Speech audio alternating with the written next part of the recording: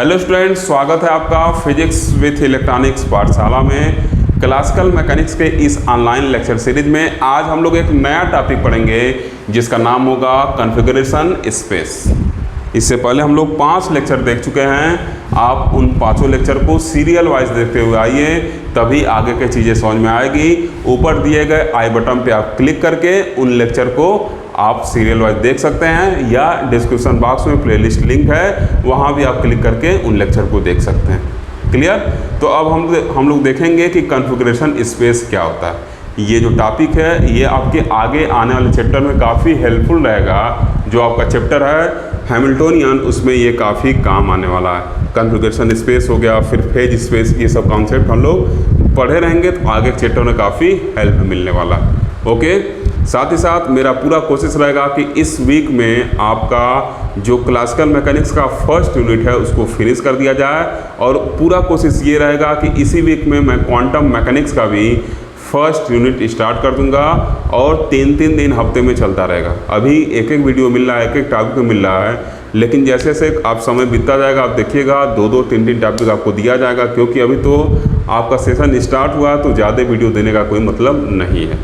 ठीक, तो चलिए अब देखते हैं कॉन्फ़िगरेशन स्पेस क्या होता है। तो देखिए, कॉन्फ़िगरेशन में क्या स्थिति और स्पेस में क्या जान रहे हैं। जैसे आप जनरलाइज भाषा में स्पेस, जनरल भाषा में क्या कर सकते हैं, जगह। तो वैसे ही स्पेस में किसी सिस्टम को, किसी पार्टिकल को, किसी मैकेनिकल सिस्टम, किसी फ्री पार्टिकल को स्पेस में कॉन्फ़िगरेशन बताने के लिए कितने डायमेंशन की ज़रूरत पड़ रही है, कितने डायमेंशनल स्पेस की ज़रूरत पड़ रही है, उसी को हम क्या कहेंगे, कॉन्फ़िगरेशन स्पेस कहेंगे। इसको हम लोग समझेंगे एक डेली लाइफ के एग्जांपल से, तथा एक मैकेनिक्स का भी एग्जांपल लेंगे।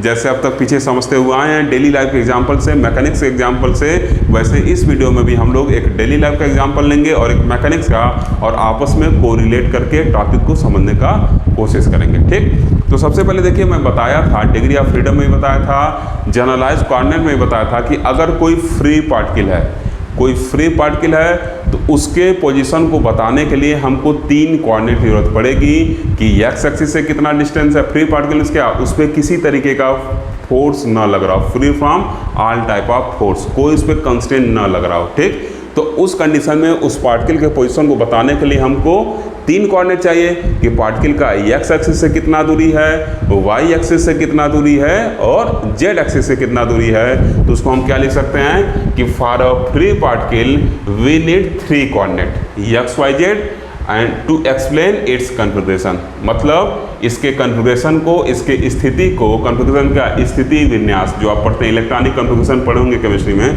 क्या होता है, इलेक्ट्रॉनिक विन्यास करते हैं। वैसे यहाँ भी क्या है, स्पेस में इसका क्या विन्यास है, स्पेस में इसकी क्या स्थिति है, उसको बताने के लिए हमको 3 कोऑर्डिनेट चाहिए। अगर एक आपका सिंगल फ्री पार्टिकल है, मतलब हमको एक सिंगल पार्टिकल के लिए अगर स्पेस उसका पोजीशन बताना है, उसका कॉन्फ़िगरेशन बताना है, तो 3D स्पेस की ज़रूरत पड़ेगी, 3 डायमेंशनल स्पेस की ज़रूरत पड़ेगी। वैसे ही देखिए, अगर हम 2 पार्टिकल ले लें तो एक के लिए 3 कोऑर्डिनेट की जरूरत पड़ रही है, और वैसे ही अगला होगा तो उसके पोजीशन को बताने के लिए 3 कोऑर्डिनेट की जरूरत पड़ेगी। जैसे आप इस तरह समझिए, मान लीजिए एक फ्री पार्टिकल है जिसका कोऑर्डिनेट हम कर दिए x1 y1 z1 है, और एक दूसरा फ्री पार्टिकल है जिसके कोऑर्डिनेट को हम क्या कर दिए x2 y2 z2 है। तो 3 इसके लिए, 3 इसके लिए। जैसे ऐसे समझिए, मान लीजिए ये आपका x एक्सिस है, ये y है, ये z एक्सिस है। ठीक, एक पार्टिकल यहाँ है, इसके कोऑर्डिनेट कर दे रहे हैं कि x1 y1 z1 है, और p नाम दे रहे हैं, और दूसरा कर दे रहे हैं q है, इसके कोऑर्डिनेट को बता देंगे कि क्या है x2 y2 z2। इस तरीके से दोनों के कॉन्फ़िगरेशन को बता देंगे। तो मतलब अगर 2 फ्री पार्टिकल हो जा रहे हैं तो हमको 6 कोऑर्डिनेट की जरूरत पड़ रही है। For 2 free particle we need 6 coordinate to explain its configuration. आप आगे इसमें लिख सकते हैं टू एक्सप्लेन इट्स कॉन्फ़िगरेशन, मतलब 2 फ्री पार्टिकल के पोजीशन बताने के लिए हमको 6 कोऑर्डिनेट की जरूरत पड़ रही है। या हम अगर 2 पार्टिकल को एक पार्टिकल मान लें, अगर इसको हम एक पार्टिकल इक्विवेलेंट मान लें, तो हम ये कह सकते हैं कि इस सिंगल पार्टिकल को कॉन्फ़िगरेशन को बताने के लिए हमको 6 डायमेंशनल स्पेस की ज़रूरत पड़ेगी। यही एजम्पशन जो आपका कॉन्फ़िगरेशन स्पेस है उसमें यही एजम्पशन माना जाता है। n नंबर ऑफ पार्टिकल भी हैं तो उनको एक सिंगल पार्टिकल एज्यूम कर लिया जाता है, वो कॉन्फ़िगरेशन स्पेस की खासियत है। तो अब देखिए 2 फ्री पार्टिकल है, अगर इसको हम एक पार्टिकल के इक्विवेलेंटली ट्रीट करें तो क्या कर देंगे कि एक फ्री पार्टिकल के लिए हमको 6 कोऑर्डिनेट या 6 डायमेंशनल स्पेस की जरूरत पड़ेगी। चीज़ों को समझिएगा, 6 डायमेंशनल स्पेस की जरूरत पड़ेगी। फिजिक्स पढ़ने के लिए आपको IQ नहीं EQ लगाना है, इमोशनली आपको स्ट्रांग बनना पड़ेगा। अगर IQ लगाएंगे फिजिक्स पढ़ने में तो कभी समझ में नहीं आने वाला है। अब मैं कह दूँ ये मास है सस्पेंडेड, आप कह दें कहाँ मास है कहाँ सस्पेंडेड, लगेंगे दिमाग फालतू का लगाने, तब आपको समझ में नहीं आएगा। इसलिए EQ इमोशनली फिजिक्स को समझने का कोशिश करिए, IQ लगा के मत समझिए, नहीं तो कभी फिजिक्स नहीं समझ पाएंगे। अब देखिए यहाँ पर क्या है, for 2 free particle we need 6 coordinate. ठीक, तो हम इसको अगर सिंगल पार्टिकल एज्यूम करें तो क्या कर सकते हैं, for a single particle, for a single free particle we need 6 dimensional space कर सकते हैं। वैसे ही अगर हमारे पास n फ्री पार्टिकल हैं, अगर n फ्री पार्टिकल है तो हमको क्या चाहिए, 3n कोऑर्डिनेट चाहिए। अरे भाई जब एक पार्टिकल था तो 3 कोऑर्डिनेट चाहिए था, जब 2 हुआ तो 3 × 2 6 चाहिए था, तो जब n होगा तो क्या होगा, 3 × n चाहिए, मतलब 3n चाहिए। तो एक पार्टिकल का हम कहते हैं 3 स्पेस की जरूरत पड़ेगी, 3 डायमेंशन की। अगर 2 को हम 2 पार्टिकल को एक पार्टिकल का ट्रीट कर रहे हैं तो क्या कर रहे हैं, इसके लिए 6 कोऑर्डिनेट की जरूरत पड़ेगी। उसी तरीके से अगर n पार्टिकल को भी सिंगल पार्टिकल की तरह ट्रीट करें तो हम क्या कर देंगे, इसको 3n डायमेंशनल स्पेस की जरूरत पड़ेगी। मतलब जो हमारे लिए डायमेंशनल स्पेस चाहिए, जो हमारे लिए डायमेंशन चाहिए, वो 3n डायमेंशन स्पेस की जरूरत पड़ेगी। अब आपको थोड़ा यहाँ इमेजिन करना होगा, सोचना होगा, ये अब आपको खुद से सोचना होगा, रियलाइज़ करना होगा, क्योंकि ऑनलाइन तो ये रियलाइज़ कराना मेरे लिए पॉसिबल नहीं है। कि देखिए जब 3 डायमेंशनल स्पेस होता है तो क्या हम लोग सोचते हैं कि हाँ ये कुछ हमारा x एक्सिस है, ये y एक्सिस है और ये क्या है, z एक्सिस है, सबके बीच जो एंगल होगा क्या होगा, 90 डिग्री होगा।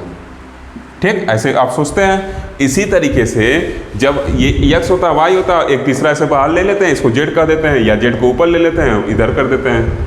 ठीक, तो ऐसे ही हम क्या कर सकते हैं, n पार्ट, अब ये जो डायमेंशन होगा इसमें क्या होंगे, n नंबर्स होंगे, n नंबर होंगे और उनके बीच का एंगल क्या होगा, कोई एक सॉलिड एंगल होगा जिसको हम n से डिवाइड करेंगे तो हर एक पार्टिकल के बीच का आपका एंगल निकल जाएगा। जैसे मान लीजिए n का वैल्यू क्या है, 10 है, तो यहाँ कितना चाहिए, 30 को आने की जरूरत पड़ेगी।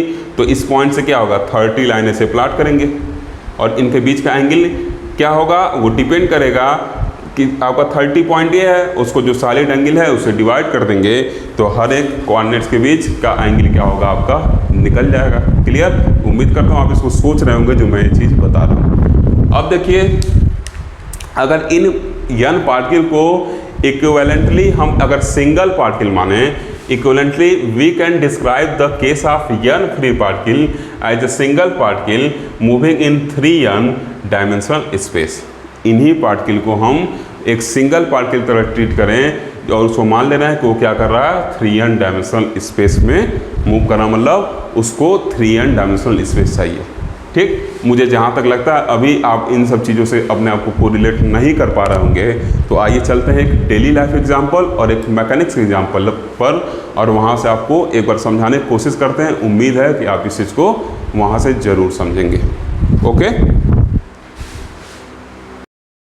ओके बच्चों, तो अब हम एक एग्जाम्पल ले रहे हैं एक डबल सिंपल पेंडुलम का।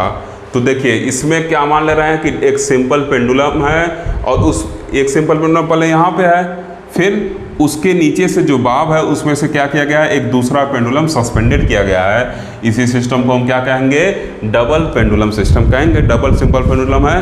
अब देखिए इसमें क्या होगा, हमको 2 कोऑर्डिनेट चाहिए, 2 जनरलाइज कोऑर्डिनेट चाहिए। जनरलाइज कोऑर्डिनेट क्या होता है पीछे हम लोग पढ़ चुके हैं। एक जनरलाइज कोऑर्डिनेट θ1 चाहिए पहले के पोजीशन को बताने के लिए, और एक जनरलाइज कोऑर्डिनेट θ2 चाहिए दूसरे के पोजीशन को बताने के लिए। हम लोग डिग्री ऑफ फ्रीडम में भी देख चुके हैं, तो इस वजह से आप पीछे का टॉपिक देखे रहेंगे तभी ये समझ में आने वाला है। तो अब देखिए यहाँ पे मान ले रहे हैं पहला जो बाब है उसका मास m1 है, दूसरा m2 है। तो हम लोग लिख दिए कि the above system is an example of a system with 2 generalize coordinate, और वो जनरलाइज कोऑर्डिनेट आपका क्या है, θ1 और θ2। ठीक। तो इसका मतलब अब देखिए, जब एक पार्टिकल था तो हम उसको 3 कोऑर्डिनेट की जरूरत पड़ रही थी, और अभी को हम लोग देखे थे उसको हम लोग क्या कर रहे थे कि इस 8 पार्टिकल को अगर स्पेस के टर्म में बात करें तो 3 डायमेंशनल स्पेस की जरूरत पड़ रही थी, और फिर 2 पार्टिकल था तो उसको हम 6 कोऑर्डिनेट की जरूरत पड़ रही थी उसके कन्फिगरेशन को बताने के लिए। तो अगर कन्फिगरेशन स्पेस की बात कर रहे थे तो क्या कर रहे थे, मान ले रहे हैं ये सिंगल पार्टिकल है और उसके लिए किसकी जरूरत पड़ रही है, 6 डायमेंशनल स्पेस की जरूरत पड़ रही थी।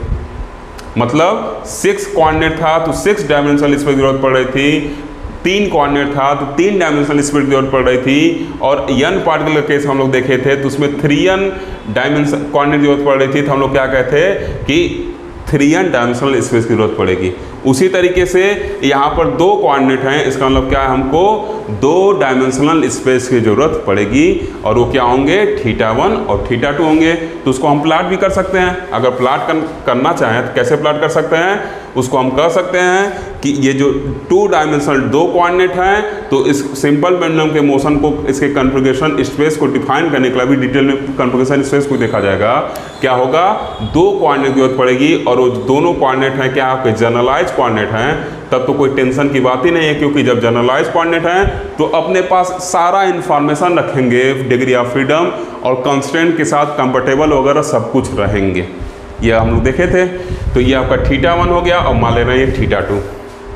अब देखिए θ1 का वैल्यू कहाँ से कहाँ तक होगा।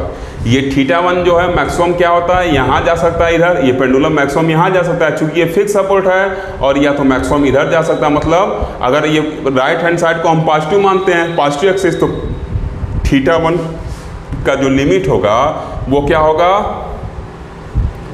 +π/2 से, +π/2 से 90 को π/2 कहते हैं, +π/2 से -π/2 तक होगा। ऐसे नहीं कहेंगे अरे भाई जब यहाँ चलेगा तो ये क्या हो गया, +2 90 जा सकता है या -90 जा सकता है।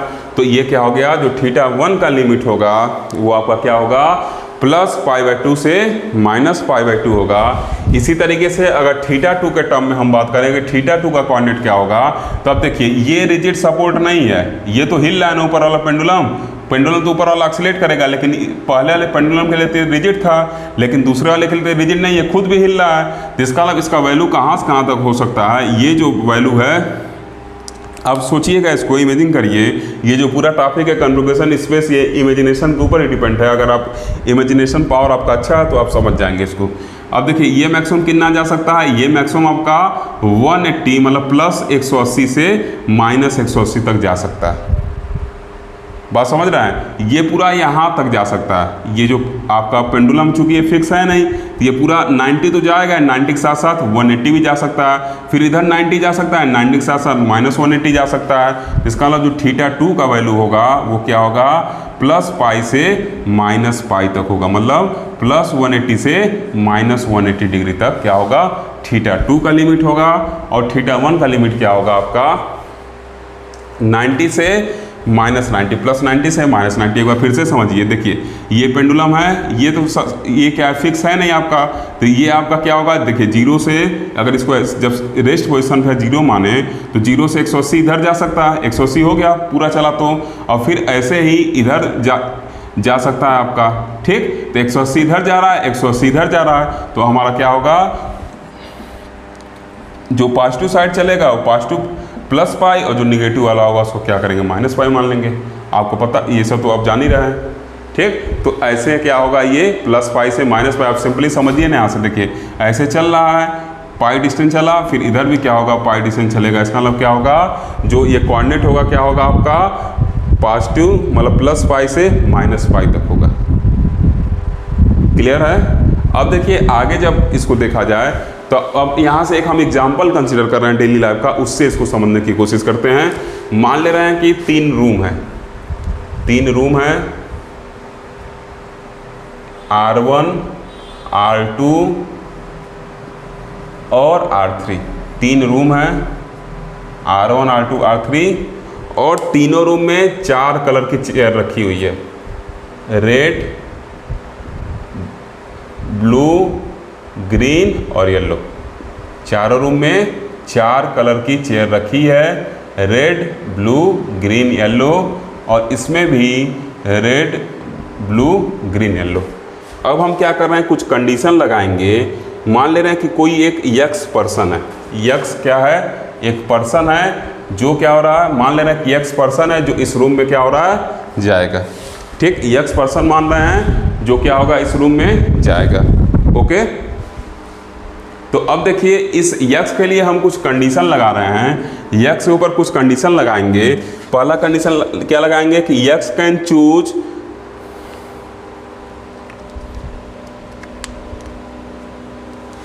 एनी पोजीशन, मतलब यक्स जो होगा ये क्या कर सकता है, किसी भी रूम में पहले जा सकता है। ओके ओके, तो अब हम लोग मान लिए कि यक्स क्या है, फ्री है to choose any room. X एक पर्सन है जिसके पास 30 रूम है, यक्स एक पर्सन है जिसके लिए 3 रूम है, R1 R2 R3, और ये मान ले रहे हैं कि तीनों रूम में 4-4 चेयर रखा हुआ है। ओके, और यक्स के साथ 2 कंडीशन लगाया जा रहा है। पहला कंडीशन क्या लगाया जा रहा है कि x are free to choose any room. जैसे पेंडुलम के साथ कंडीशन आप पढ़े ना, कंस्टेंट पढ़े ना, लगाया गया है कि ये प्लेन में मूव करेगा, और दूसरा कंस्टेंट क्या लगाया गया है कि इसका जो लेंथ होगा ये थ्रेड का, ये स्ट्रिंग का, वो क्या होगा, फिक्स होगा। वैसे इसके साथ भी हम 2 कंडीशन लगा दे रहे हैं कि यक्स क्या होगा, किसी रूम में जहां उसको मन करे जा सकता है पहले, और दूसरा कंडीशन क्या है कि जिस कुर्सी पर, अगर मान लीजिए पहले रूम में जिस कलर की कुर्सी पर बैठ गया तो उसको आगे दूसरे या तीसरे रूम में किसी उस कलर के कुर्सी पर दोबारा नहीं बैठना है। मतलब x can not repeat the colour of chair. Okay students, अब देखिए हम इनको जो कलर था उसको एक्स एक्सिस पे दिखा लिए हैं और रूम को वाई एक्सिस पे दिखा दिए हैं। तो इस तरीके से total 12 number of state x के पास हो गए हैं। इन 12 नंबर में से वो फ्री है, पहले कहीं भी जा सकता है। मान ले रहे हैं कि जो ये यक्स है पहले रूम नंबर 3 में जा रहा है। मान ले रहे हैं कि वो रूम नंबर 3 में जाना चाहता है, कंडीशन है वो फ्री है, तो जहाँ मन करे तहाँ जाए, जिस रूम मन करे पहले वहाँ जाए। तो मान ले रहे हैं कि रूम नंबर 3 में जा रहा है, और जो उसका पोजीशन है रूम नंबर 3 में, वो ब्लू कलर के चेयर पे बैठ रहा है। ब्लू कलर के चेयर पे बैठ रहा है रूम नंबर 3 में। तो रूम नंबर 3 कौन सा आपका, R3 ये है, और ब्लू कलर का चेयर है, तो यहाँ पर उसका क्या होगा, पोजीशन होगा। ठीक, अब वो चाहे तो आगे जाए चाहे ना जाए, उसकी मर्जी है। तो अगर वो यहीं पर रुका हुआ है तो इस तरीके के मोशन को हम क्या कहेंगे, स्टैटिक मोशन। अगर ये थीटा का वैल्यू क्या हो, 0 हो, मतलब ये चेंज ही ना हो, θ1 θ2 0 हो, तो उसको क्या कहेंगे कि ये जो पेंडुलम है अपने स्टैटिक मोशन में है। क्लियर है? तो उसी तरीके से ये जो इसका पोजीशन है, देखिए क्या है, इसका जो पोजीशन है फिक्स है, ये आगे पीछे कहीं हिल ही नहीं रहा है, तो इस तरीके के मोशन को क्या कहेंगे, स्टैटिक मोशन कहेंगे। अब मान लीजिए वो रूम नंबर 3 में से निकला और वो जा रहा है अब रूम नंबर 1 में। तो देखिए रूम नंबर 3 में ब्लू चेयर पे बैठ चुका है। अब उसके साथ कंडीशन क्या है कि वो उस कलर के चेयर को रिपीट नहीं कर सकता। उसमें जब रूम नंबर आपका इसमें किस में गया, रूम नंबर 1 में गया, तो येलो पे बैठ गया। रूम नंबर 1 में गया तो वो आपका येलो पे बैठ गया, तो क्या हो जाएगा, जो उसका पोजीशन हो जाएगा। अब वो यहाँ आ चुका है, तो रूम नंबर 1 में जब वो आया तो किस चेयर पे आ गया, येलो वाले चेयर पे आ गया। मतलब उसका स्टेट जो है अब कुछ इस तरीके से, रूम नंबर 2 में ब्लू पे था, अब रूम नंबर 1 में येलो पे आ गया है। और फिर उसको मन किया, रूम नंबर 2 में गया, और रूम नंबर 2 में जब गया तो वहाँ वो क्या हुआ, ग्रीन पे आ गया। तो जब ग्रीन वाले पे आएगा तो क्या हो जाएगा, रूम नंबर 2 में ग्रीन वाला पोजीशन ये हो जाएगा। ठीक, तो इस तरीके से क्या हो रहा है, उसका देखिए मोशन हो रहा है। तो अब देखिए ये मोशन में है तो इसको क्या कहेंगे, डायनेमिक मोशन। मतलब अगर ये मोशन में है तो इसी को क्या कहते हैं, डायनेमिक स्टेट कहते हैं। और पहले अगर फिक्स था तो उसको क्या कहते हैं, स्टैटिक स्टेट कहते हैं। मतलब एक जगह फिक्स हो जाए। वैसे पेंडुलम हिले डुलने ना, एक जगह फिक्स रहे तो वो क्या कहलाता है, स्टैटिक स्टेट वाला कंडीशन कहलाएगा। हिलने लगे तो डायनेमिक स्टेट वाला कंडीशन कहलाएगा। तो ये देखिए क्या है, ये एक्स के अपने हिसाब से क्या कर रहा है, इस 12 पॉइंट में से क्या, 12 पॉइंट पे क्या कर रहा है, मोशन कर रहा है, जहाँ उसको मन कर रहा है बैठ रहा है। तो इसको क्या कहेंगे, इस एक्स का कॉन्फ़िगरेशन स्पेस कहेंगे। किसी भी पॉइंट पर अगर वो बैठा है तो आप इसके पोजीशन को इजीली निकाल सकते हैं। मान लीजिए यहाँ पे तो आप कह देंगे रूम नंबर 1 में येलो वाले चेयर पे बैठा है, यहाँ है तो आप कह देंगे रूम नंबर 2 में ग्रीन वाले पे बैठा है। उसी तरीके से अगर इस पेंडुलम के टर्म में बात करें तो देखिए θ1 का वैल्यू क्या है, π/2 से -π/2 है, और θ2 का वैल्यू क्या है, प्लस पाई से माइनस पाई, या इसको ऐसे भी लिख सकते हैं माइनस पाई से पाई बाई 2, और आप इसको ऐसे लिख सकते हैं थीटा 1 को माइनस पाई बाई 2 से प्लस पाई बाई 2, और थीटा 2 को क्या लिख सकते हैं माइनस पाई से प्लस पाई, ठीक, जैसे आप लिखना चाहें। तो देखिए यहाँ तो क्या था, डिस्क्रीट नंबर ऑफ स्टेट हैं, 12 स्टेट है, हम काउंट कर ले रहे हैं, क्योंकि पता है अगर मान लीजिए कुर्सी है, 4 कुर्सी है, 4 ही कुर्सी न होगा, ऐसा नहीं कहेंगे कि वो 2.5 चेयर पे बैठा है या 3.5 चेयर पे बैठा, नहीं, वो तो जब कुर्सी पर बैठेगा तो उसका एग्जैक्ट नंबर काउंट होगा, ठीक, चाहे 1 कहेंगे चाहे 2 कहेंगे, ऐसा नहीं कहेंगे कि 1.5 चेयर पर बैठा है। तो इसका मतलब क्या है, जो ये इसमें जो स्पेस बनाए थे हम, ये क्या है आपका डिस्क्रीट स्पेस बनाए हैं, ये जो स्पेस बनाए हैं ये डिस्क्रीट स्पेस बनाए हैं। लेकिन अगर पेंडुलम की बात करें तो देखिए थीटा 1 का वैल्यू क्या है, 90 से -90 है, इसका मतलब आप पढ़ें between 2 distinct real number there are infinitely many number, अगर 2 अलग नंबर हैं, रियल नंबर हैं, 1 और 2 ही है, तो 1 और 2 के बीच में इनफाइनाइटली मेनी नंबर हो सकते हैं। वैसे ही 90 और -90 के बीच भी इनफाइनाइट नंबर हो सकते हैं, तो इनफाइनाइट नंबर होंगे तो इनफाइनाइट स्टेट होगा। वैसे ही थीटा 2 का वैल्यू क्या है, प्लस पाई से माइनस पाई है, तो प्लस पाई से माइनस पाई के बीच पे क्या हो सकते हैं, इनफाइनाइट नंबर हो सकते हैं। तो इसका मतलब जो यहाँ पे जो स्पेस बनेगा आपका, ये स्पेस क्या होगा, पूरा का पूरा क्या होगा, कंटिन्यूअस होगा। ये पेंसिल से बनाएगा तो आप इसको से शेडिंग कर सकते हैं, ये पूरा का पूरा क्या होगा, कंटिन्यूअस होगा, और इसी में क्या होगा, थीटा 1 और थीटा 2 का वैल्यू क्या करेगा, कहीं लाई करेगा। थीटा 1 का वैल्यू क्या होगा, प्लस 90 से माइनस 90 के बीच लाई करेगा, और थीटा 2 का वैल्यू प्लस 180 से माइनस 180 के बीच लाई करेगा। और ये जो स्पेस बना है, ये स्पेस क्या आपका कंटिन्यूअस स्पेस है, ठीक, ये स्पेस आपका कंटिन्यूअस स्पेस है, क्योंकि -90 से +90 के बीच इनफाइनाइट नंबर होंगे। और ये तो चेयर था, तो चेयर क्या होगा, डिस्क्रीट फॉर्म में रहेगा, तो ये जो स्पेस बना कंटिन्यूअस स्पेस है, और इसी स्पेस में कहीं ना कहीं थीटा 1 थीटा 2 का वैल्यू होगा, मतलब यही स्पेस कहीं ना कहीं इस पेंडुलम के मोशन को डिफाइन कर रहा है। इसी वजह से इस स्पेस को क्या कहेंगे, पेंडुलम का कॉन्फ़िगरेशन स्पेस। उम्मीद करते हैं आप समझ गए होंगे। जैसे इसी को मान लीजिए कि अगर इस रूम में क्या हो रहा है, कोई चेयर हटा दें हम, और रूम में से चेयर हटा दें, और ये जो यक्स कोई पर्सन उसको हटा दें, या चेयर रहने में दीजिए, हम यक्स पर्सन को ही हटा दिए, पर्सन की जगह हम इस रूम में क्या भेज रहे हैं, बैक्टीरिया भेज रहे हैं, तो बैक्टीरिया तो कहीं भी बैठ सकता है। बैक्टीरिया जब जाएगा, चलिए अगर आपको चेयर को लेकर कन्फ्यूजन रहा, चेयर भी हटा देते हैं। मान लीजिए एक रूम है पूरा खाली है, तो रूम पूरा खाली है, तो उसमें कोई बैक्टीरिया है, कोई मच्छर है, कोई भी है, मान लीजिए बैक्टीरिया, मच्छर, कुछ भी, मक्खी, कुछ भी कंसिडर करिए, तो उसके पास इनफाइनाइट जगह है उस रूम में बैठने का। तो इसका मतलब इस केस में भी क्या हो जाएगा, उस बैक्टीरिया, उस मच्छर के लिए भी क्या हो गया, अब ये स्पेस कॉन्फ़िगरेशन स्पेस हो गया, जो इनफाइनाइट नंबर है, इसमें इनफाइनाइट नंबर है उस स्पेस के लिए, मतलब उसमें उसका क्या होगा, इनफाइनाइट पोजीशन हो सकता है। क्लियर। और जब चेयर था, पर्सन था, तो क्या था, एक्स पोजीशन था। चेयर रहे, पर्सन को हटा दें, बैक्टीरिया मच्छर को लाएं, तब भी इनफाइनाइट होगा। या चेयर निकाल कर भी अगर आप समझना चाहें तो उसका जो पोजीशन होगा वो क्या होगा, आपका जो इनफाइनाइट नंबर होगा उसमें वो कहीं बैठ सकता है। इसी स्पेस को क्या कहेंगे हम, कॉन्फ़िगरेशन स्पेस कहेंगे। जैसे ये कॉन्फ़िगरेशन स्पेस बन रहा है जो कंटिन्यूस है, अब ये भी कंटिन्यूस हो गया जब बैक्टीरिया के टर्म में बात कर रहे हैं, तो उसी को क्या कहते हैं हम, कॉन्फ़िगरेशन स्पेस कहते हैं। क्लियर है। अब हम लोग देखेंगे कॉन्फ़िगरेशन स्पेस का डेफिनेशन की एग्जाम में पूछेगा तो कैसे लिख कर आना। ओके ओके बच्चों, तो अब हम देखेंगे कि अगर एग्जाम में कॉन्फ़िगरेशन स्पेस पूछता है तो क्या लिख कर आना है। तो देखिए, the configuration of the system of n particle, n particle का सिस्टम अगर है, n फ्री पार्टिकल आप उसको मानिएगा, मूविंग फ्रीली इन स्पेस, लिख दिए हैं, अगर स्पेस में फ्रीली मूव कर रहा है, may be represented by position of a single point. जैसे आगे बताया थे पीछे अभी कि उसको एक n पार्टिकल को सिंगल पार्टिकल मान लें तो क्या होगा, इन 3 डायमेंशनल स्पेस। तो उसको हम जैसे क्या कहते हैं, फिर से समझिएगा इस चीज़ को, n पार्टिकल था तो हम कह रहे थे कि 3n क्वांटिटी की जरूरत पड़ रही है। अब इसी n पार्टिकल को अगर हम सिंगल पार्टिकल मान रहे थे तो हम क्या कर रहे थे कि 3n डायमेंशनल स्पेस की जरूरत पड़ रही है। तो वही चीज़ लिखा गया है, the position of a single point in 3n dimensional space.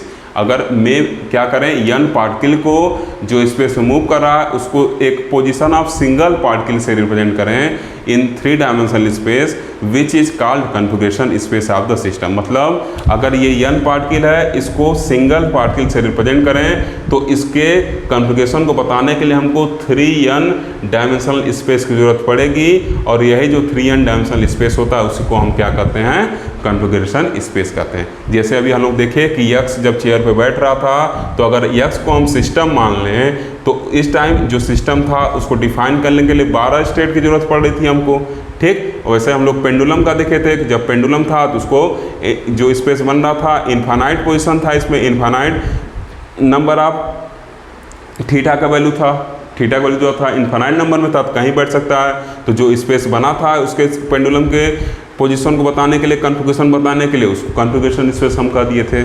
उसी तरीके से